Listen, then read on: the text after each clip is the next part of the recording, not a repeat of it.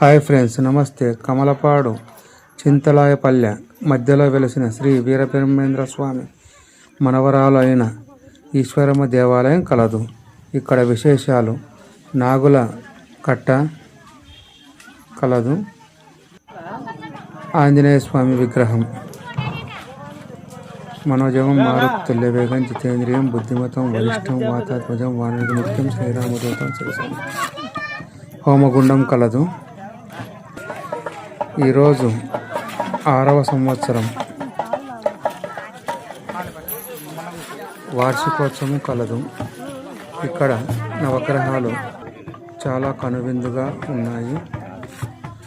ఆదిత్యాయ సోమాయ చ మంగళాయ చ బుధాయ చ గురు శుక్ర శనిభ్యశ్చ రాహవే కేతవే నమః అని మనసులో అనుకోండి, అంతా మంచిగా జరుగుతుంది.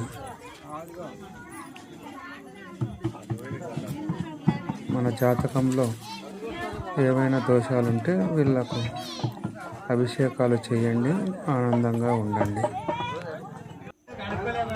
తీసుకునే మాత దేవాలయం రుద్రాక్ష ఇవ్వలేదు. వీరబ్రహ్మేంద్ర స్వామి మనవరాలైన ఈశ్వరీ మాత. చుట్టూ ఆహ్లాదకరమైన వాతావరణం, చుట్టూ పచ్చని పంట పొలాలు, ఎక్కడా లేని విధంగా ఎంతో రమణీయమైన చూడవలసిన ప్రదేశం అంటే ఇక్కడే. మూడులోనే ఎప్పుడో జన్మించింది. 1803లోనో 1800 సమాధి అయింది.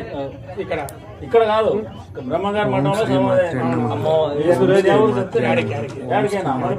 మనవాళ్ళని తెలియదు. మరిన్ని విషయాల కోసం నమస్తే.